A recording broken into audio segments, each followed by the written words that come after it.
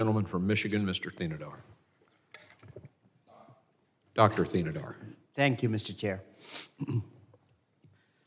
Secretary Mayorkas, my colleagues on the other side have spent a lot of time today talking about securing the border, almost to the exclusion of everything else.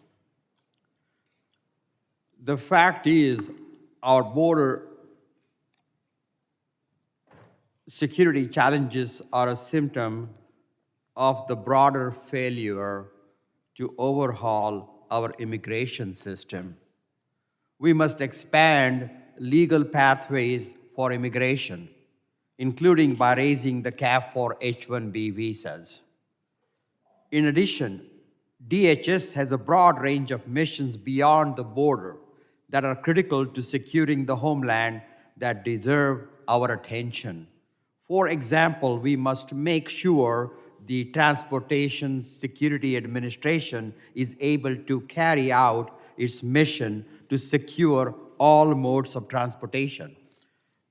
For far too long, TSA employees have labored under unfair working conditions.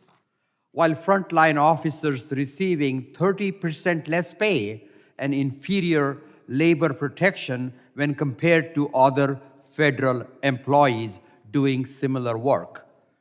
Republican proposals to address these issues have fallen far short and have only come in response to more sufficient proposals from Ranking Member Thompson and other Democrats. Thankfully, last year, Democrats voted to fund expanded labor rights and pay raises for TSA workers, which will take effect this July. Mr. Secretary, of the $1.4 billion proposed for TSA pay equity, what percent will go to the TSA's operational and frontline field positions? Congressman, thank you. The $1.4 billion is sought for pay fairness. We have fought for this pay fairness for quite some time. I don't know the precise breakdown, but I would be very pleased to circle back with you and answer your question.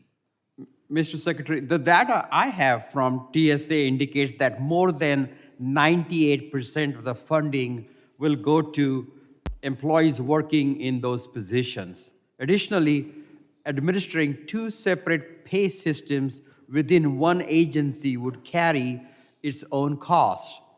Refusing to fund the initiative because a tiny fraction of funding would go to headquarters employees would be nothing more than a sorry excuse. Mr. Secretary, would you please describe what impacts failing to fund the annualization of the pay initiatives and effectively cutting TSA workers' pay would have on employee morale and the agency's ability to carry out its mission?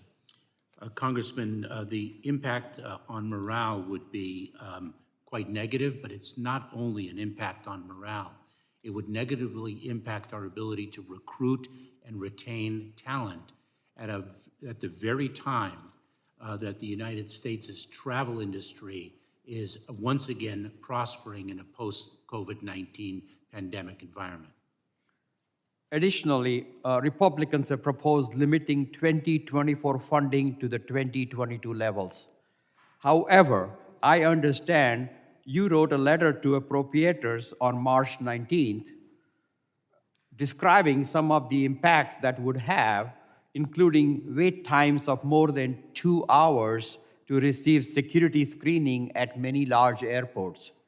Mr. Secretary, what kind of security vulnerabilities does it create if airline passengers must wait in large crowds for more than 2 hours to receive security screenings?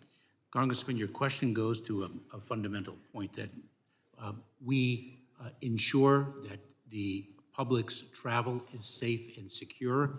We also help promote economic prosperity through that lawful trade and travel. And this, not only would the security be impaired, but also the facility of travel as well as trade would be impaired if our budget is cut.